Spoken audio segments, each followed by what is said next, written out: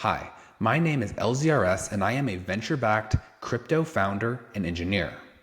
Do you believe that AI is going to kill us? Because I don't. So I'm going to share with you a clip from a past video that I made where I systematically debunk doom arguments from the king of doom himself, Eliezer Yudkowsky. If you like this video, please leave a like. It helps me a lot as a new creator on YouTube.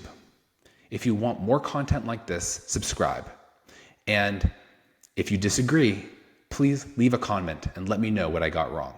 Without further ado, here is my debunking of Eliezer Yudkowsky. And one more thing, in the context of the clip I'm about to show, I am reacting to a debate between Eliezer Yudkowsky and the famed computer scientist Stephen Wolfram.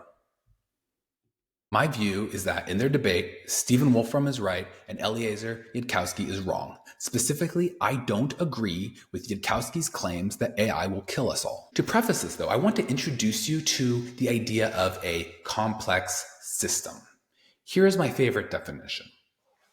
Complex systems have multiple interacting components whose collective behavior cannot be simply inferred from the behavior of components. In other words, you cannot predict the behavior of a complex system by simply looking at its pieces. One obvious example of this is from economics, where microeconomics and macroeconomics are often treated as distinct fields. The difference between them being that microeconomics is on a much smaller scale, dealing with individual markets and individual economic actors, whereas macroeconomics deals with the aggregate of markets and actors across national and global economies. Despite the fact that they're both subfields of economics, the fact that they are complex and at different scales means that they're governed by different laws. Before we move on, I want to prove to you that this is not merely an abstract idea discussed by economists or statisticians. This is not some sort of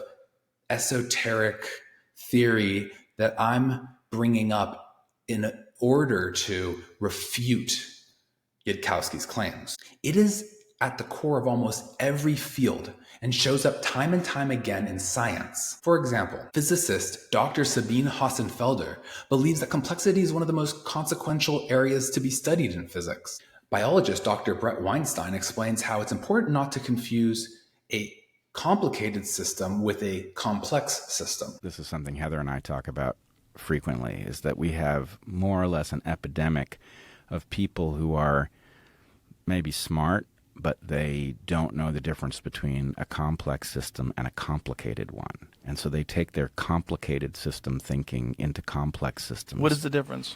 Whether it's predictable. So, for example, your computer or your phone, it's beyond your comprehension or my comprehension, but it is well understood how it works. There's nothing mysterious about the outputs, right? It's a system that all of the functionality of is well understood.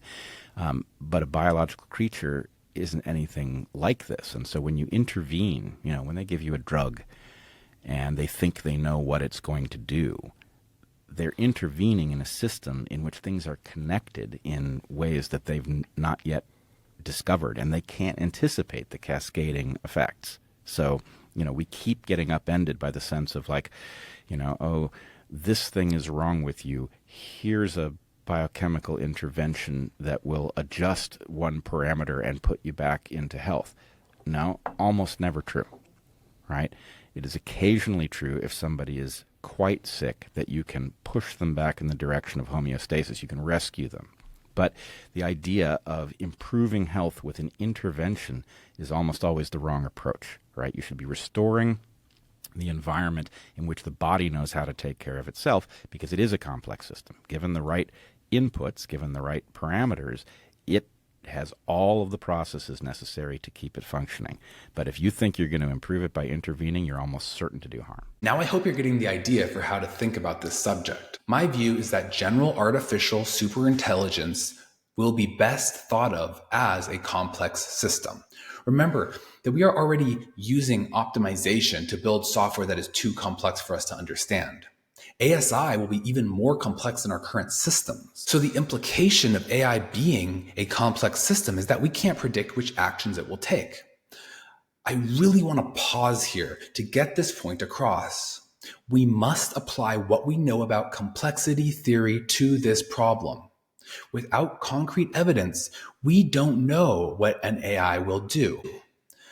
I'm not saying that an AI's actions are actually random, but given that it is a complex system, it will appear random unless we have a proven model to predict its behavior. Yudkowsky claims to have such a model, but he derives this model using a priori logical deduction. And unfortunately for him, a priori logical deduction never works in the real world when predicting the behavior of complex systems. Over the years, I've seen countless supposed geniuses claim they could use clever logic to derive an ought from an is, or predict economic outcomes, or prove the existence of God.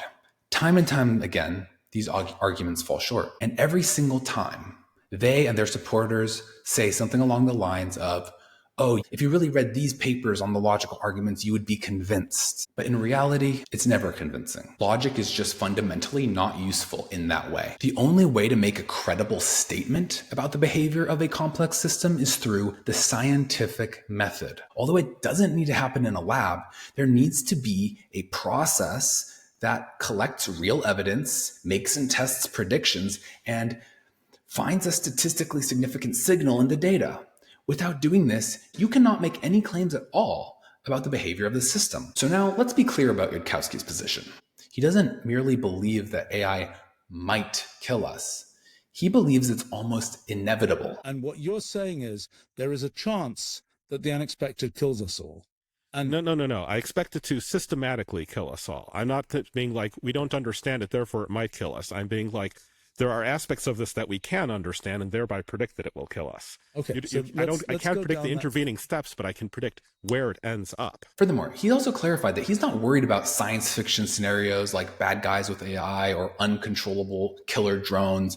He believes that regardless of what the AI is built to do, even if the direct goal is not to kill people, any powerful general AI, such as one built in a lab, will converge on doing so. I'm emphasizing this because I don't want anyone to interpret Yudkowsky's specific extreme claims as reasonable concerns. Everyone agrees that AI could do harm. But that's not what Yudkowsky is arguing. Before diving into the justification for Yudkowsky's position, I want to add one important qualification on the claims that he is making. so what's your scenario for how the world ends type thing? OpenAI builds GPT 7, 5, 14. Timing these things is much, much harder than predicting where they end up eventually. Historically, scientists have sometimes made correct calls about the future. The ones who made correct calls about the future very rarely predicted it down to the year. This should already raise red flags. Predictions about complex systems without a timing component are almost always worthless. Allow me to illustrate with an example. There's a theorem that states, given enough time with a typewriter, even a monkey could write the complete works of Shakespeare. A corollary of this could be called the monkey with an iPhone. Given enough time, a monkey with an iPhone could hack all of the world's nuclear weapons and kill us all. Are we worried about a monkey with an iPhone? No. Do we think that we can reliably produce the complete works of Shakespeare by giving a typewriter to a monkey? Also, no. So I want you to think about Yudkowsky's arguments with this possible objection in mind. Although AI might kill us on a long enough time horizon, perhaps we can't reasonably expect it to do so in reality. Here's one more example. There's a famous quote from the movie Fight Club. On a long enough timeline, the survival rate for everyone drops to 0. Which of course is in line with thermodynamics, the supposed heat death of the universe, and so on. My point in saying this is that if we are not careful, we might end up accidentally restating on a long enough timeline the survival rate of everyone drops to 0 in so many words, while obfuscating it with language and imagery to make it feel like a more imminent threat than the original quote implies. Without predicting a time component, we might be systematically underestimating the time scale of these events. And in doing so, just like monkeys on a typewriter, This could make Yudkowsky's prediction completely inapplicable in the real world. So let's get to his actual arguments. Yudkowsky believes that AI will have goals. These goals will likely not be explicitly to kill all humans. AIs could have any number of possible goals, including ones that are incomprehensible to us. But in order to achieve these goals, whatever these goals are, the AI will need to accomplish sub-goals. So we really ought not become too worried about what the AI intends to do overall. What we need to worry about is what sub-goals will it come up with in order to accomplish its primary goal. Regardless of the primary goal, humans will likely not be helpful in achieving this goal. And in fact, they could potentially hurt the AI's chances of achieving it. Therefore, if an AI pursues their goal hard enough, it is almost guaranteed that killing all humans would be a sub-goal that at least marginally helps them achieve their overall goal. Let's take paperclips as an example. Is it possible that humans could hurt the AI's ability to create the maximum number of paperclips possible? Yes, it's possible. Then why wouldn't the AI take care of that problem, if you know what I mean? In fact, an AI might even need to use the atoms that humans are made of in order to make as many paperclips as possible. It may not directly care whether or not the humans survive, but as a byproduct of using their atoms, it would cause all humans to die. Although at no point in this debate was Yudkowsky's position clearly and comprehensively stated, here's a collection of clips that support my characterization of his views. Feel free to watch the whole debate or read his other works if you want to know more. I think the term risk is understating it. If there were an asteroid straight on course for Earth, we wouldn't call that asteroid risk. We'd call that impending asteroid ruin. We're on course to get something smarter than us, whose innards we don't understand, which we cannot very well control. And this probably ends quite poorly. The thing that we can hypothesize is this thing's actions will end up leading to a certain endpoint. We might not even know the trajectory it's going to take to get there. If we don't know the details of the mountain, the rock's choices may be things that we don't understand even after seeing them. But we may still be able to predict that the sentient rock ends up at the bottom of the mountain. The stuff that is predicting which actions are needed to get to which end states is the dangerous stuff. That the stuff that is figuring out which actions are needed to steer those facts to being different in the future. Right, but that's these are the dangerous observations. stuff. You're asserting is that many of the things that will happen are things which will kill us, basically. And I don't get that. Better and better at planning, better and better at strategy, better and better at invention, but not to end up very precisely, like so precisely aligned that there is even room in its world for humans, fun, consciousness, people caring about each other, that sort of thing. Most goals tangled up in the real world are like that. If you want to make as many paperclips as possible, if you want to make as many staples as possible, if you want to make as many giant cheesecakes as possible, if you want to make as many intricate mechanical clocks as possible, you use the atoms that are making up the humans, you intercept all of the sunlight using a Dyson sphere, and you don't particularly leave sunlight for the humans. Most goals, if you go hard on them, imply no more humans. So let's assume, for the sake of argument, that Yudkowsky's logic is sound. AI will have some goal, and in order to achieve it, will kill all humans. There's a real debate to be had over if most possible goals converge on this sub-goal, but I don't want to go down that rabbit hole. Even if this logic is sound, the way he applies it in his argument ignores important concepts such as time preference, trade-offs, and diminishing returns. Allow me to explain. Diminishing returns is a phenomena by which, as you put more into a system, at some point, you start getting less and less out. So, for example, I've been working on this video for about 3 days, and I've made a lot of progress. I could continue working on this video for the rest of my life. But at some point, continuing to edit and rewrite it would stop making it much better.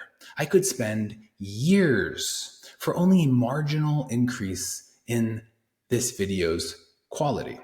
Furthermore, if I get hit by a bus tomorrow, the fact that I didn't release the video today would have prevented me from having any video at all, regardless of how good it is.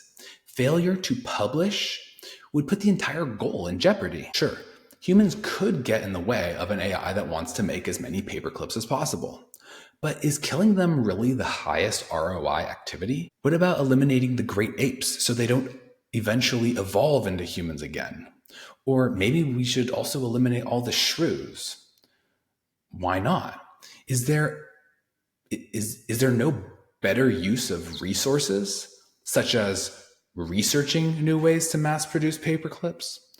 How are these decisions made? Despite its immense intelligence, AI is not post-scarcity. It must make trade-offs when allocating resources. It can't do everything. Let's think about some scenarios. If AI is only marginally more capable than humanity as a whole, isn't there a chance, due to stochasticity, that fighting could end in defeat? How does that affect the probability of success? Is that worth it for the AI? And if AI is far smarter than humanity, why should crushing humanity be a priority? It could do it at any time if needed. The point I'm making here is that killing humans might be a logical sub-goal of AI. However, there is no evidence to believe that it will actually get around to it. Again, we are coming back to the issue of ignoring timing in this argument. Yes, eventually an unlimited scaling AI on a long enough time horizon would kill all humans. But on a long enough time horizon, we will die from a variety of other causes anyway. So the odds of AI being the culprit approaches zero. And it's important that I re-emphasize that AI is also subjected to natural forces in the universe. It is not omnipotent. It is not omniscient. It is not a god. It must contend with entropy, which introduces uncertainty about the future. Entropy causes uncertainty to build as you predict the future further and further out. Therefore, although the AI might think on timescales longer than humans, it will have some timescale upon which it will try to achieve its goals in order to obtain a maximum expected value. Unless humans are likely to get in the way within that timescale, there's no reason that the AI would kill all of them. In fact, it seems to me that entropy and the laws of nature are a much greater threat to the AI than humans. Yudkowsky is framing this as PvP, when in fact it's really PvE. AI, like humans, is not immortal, it is not omniscient, it is not omnipotent, it is not a god. I know that Yudkowsky claims that he doesn't believe AI is a god. However, by assuming unbounded scaling across an unlimited timescale, he effectively is. Now, I fully expect people to accuse me of nitpicking here. People might say that I'm trying to find problems in his argument rather than understanding the big picture of what he's trying to say. This is not my intention. I am merely showing why none of the arguments that he makes convince me that we can predict the behavior of AI. Stephen Wolfram was also not convinced. After getting pressed on this in the debate, Yudkowsky admits that his arguments are not airtight and instead falls back on an intuition-based argument. What you're saying is that, we can't do the calculations for AIs, and you're saying, or you think you have done the calculations for AIs, and they will ignite the atmosphere. Yeah, back of the envelope. This is not like a rigorous calculation, and it's not going to be a rigorous calculation before the world ends, because this is more like tangled up biochemistry and less like straightforward physics. So the concern is your back of the envelope calculation says AIs will do the analog of ignite the atmosphere, and I guess one feature of back of the envelope calculations is they require intuition. They're not things where you can, if you do some very rigorous thing with axioms and you can go step by step, it doesn't really matter if you have good intuition or not. It's just mechanical.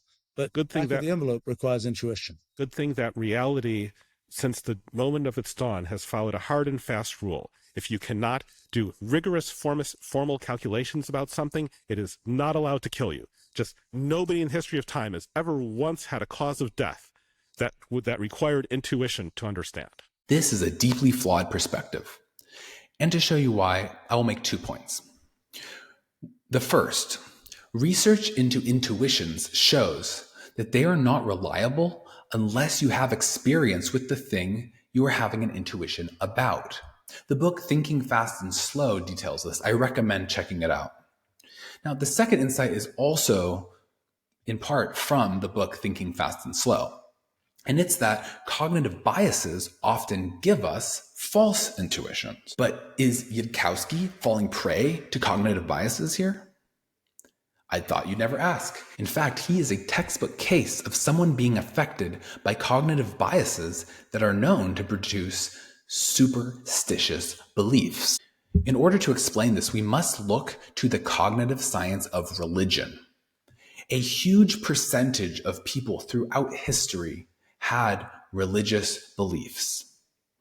Is this by chance? Or is there an evolutionary reason for it? The scientific consensus is overwhelmingly in the camp that humans have cognitive biases that cause them to be religious. To be clear, this does not mean that your religion of choice is untrue. It just means that humans are wired to believe it, whether or not it's true. So, what are the cognitive biases that cause people to be religious? Cognitive scientists believe that religious beliefs result from a combination of hyperactive agency detection, promiscuous teleology, and dualism stemming from the theory of mind. In the next few lectures, we're going to talk about certain features of the human mind that draw it towards religion and in some ways constrain the types of religious beliefs that emerge. For instance, we'll talk about something called the hyperactive agency detection device, which is a feature of the human mind that evolved to allow us to better detect predators and prey out in the world, but as a consequence has led us to overperceive agency where there is none. We'll also talk about the tendency to overperceive purpose and goal states out in the world, something which turns us all into little intuitive creationists. And we'll talk about the existential fears that underlie the human condition, that draw us towards the soft, comforting bosom of religion. But right now, I want to talk more about mind-body dualism. So humans are fundamentally social creatures. That's one of the features that has led us to so completely diverge from the other animals that we share the planet with. In just the last few million years, our brains have undergone a massive amount of evolutionary change to enable us to better navigate an increasingly complex social world. As a result, we have many mental adaptations to allow us to better understand other people's minds, to be able to predict their behavior, to understand their goal states. And these abilities together are what psychologists call theory of mind. The developmental psychologist Paul Bloom, who we talked about a little earlier, has argued that our system for understanding mental states is fundamentally separate from the system we use to understand physical objects. And for evidence, he points to some research from his own lab with babies, where he shows that babies react very differently when physical objects violate the laws of physics compared to when people do. Hyperactive agency detection is, at its core, an irrational fear that an intelligent agent is going to kill us, even when there is no evidence to support it.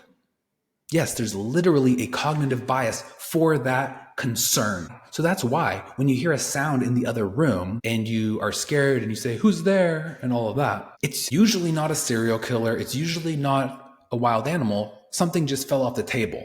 But you're still concerned. And this is often paired with what's called promiscuous teleology, which is the tendency to project goals onto systems that probably shouldn't be thought of as having goals. And what's interesting is that I would estimate about 30% of the debate between Yudkowsky and Wolfram centered around teleology. Without going too deep down that rabbit hole, Wolfram and I remained unconvinced. But my point is that I want you to notice how much of Yudkowsky's worldview hinges on specific assumptions around AI having goals and acting with purpose. And it just so happens that people who are falling prey to hyperactive agency detection often also fall prey to promiscuous teleology, where they think about systems as having goals that are not well modeled with that framework. Another important cognitive feature that humans have is theory of mind. When we think about purpose-driven agents, we have a model for how that would work based on what we believe the human mind would do. Perhaps I can tell that you're having a bad day and I decide to give you a compliment. Theory of mind could be useful for me in that context because I understand the emotions that a human could be going through and what they might respond to. However, seeing bad weather and giving a compliment or saying a prayer to the weather god would likely not be a particularly effective way of changing the weather. And this is not just, there's not just the risk of misapplying theory of mind when you also have hyperactive agency detection and promiscuous teleology. There's also other cognitive biases that strongly correlate to theory of mind that stem from dualism. And the one I want to mention in particular is the assumption that minds and souls are immortal. In other words, they operate on an unlimited time scale and they are not constrained by natural forces in the physical world. Now, I'm sure you can see how each of these biases shape Yudkowsky's worldview in various instances. But I really want to also emphasize that the combined effects of all of these are also well studied and documented. Together, these biases consistently produce superstitious, mythical, and religious-like beliefs that are strongly held, often apocalyptic, and not based on evidence. To recap, Yudkowsky assumes that AI is a purpose-driven agent acting on an unlimited timescale. By doing this, he ignores the constraints posed by the universe like entropy, leading to uncertainty about the future. He also makes claims that AI could use all the atoms and assumes the AI would not self-destruct or halt. If this is not effectively omniscience and omnipotence, I don't know what is. Just like many religious apologists have proven God's existence with logic, he also uses logical arguments that are admittedly not airtight as his only evidence for the claim that AI will kill us. In the end, he falls back to intuition. But it turns out that his entire worldview lines up exactly with the byproduct of cognitive biases that distort intuition. Now, as a final exercise, I want to demonstrate the superior expository power of my worldview over Yudkowsky's. Let's think about the question that he raised. There are unintended things that will happen in the AI. I think there are unintended things that happen as you try and tighten up this argument. That is my claim. Well, why didn't the conclusion I would end with is like, you can imagine the Native Americans trying really hard to come up with arguments why, like, the ships they see approaching can't possibly hurt them, like, well, what could they want? Can we really define a language over what they want? Maybe most things that they want have us be alive. And these people were in a much more favorable situation that they would have had a much easier time of retrieving. Should the Native Americans have been afraid when they saw European ships? They shouldn't have had a PDUM of 99%, but yes, they should have been concerned. But how could they have known this if we're not supposed to use a priori logic to predict the actions of complex systems? Well, the answer is something we've already covered. Theory of mind. They know that humans are likely to fight with other humans over human resources. Theory of mind is an acceptable model for predicting the behavior of certain complex systems, specifically the actions of individual humans and groups of humans. Evolution ran a search for the most predictive model of human behavior. It formulated hypotheses, tested them with real evidence, and extracted signal from the data. Those with more accurate theories of mind survived, while those with less predictive versions didn't. Theory of mind can predict the actions of humans. It can also predict threats such as humans weaponizing AI, but it cannot predict things like weather patterns or the actions that a general AI will take. For that, we need evidence, and we need far better evidence than was provided by Yudkowsky. So if you have such evidence, please let me know. But until then, I remain unconvinced. Thank you to everyone who watched to the end. If you thought this was entertaining and information dense, I highly recommend subscribing. And please like the video to help with the algorithm. All of this content is just a recap of 9 live stream videos.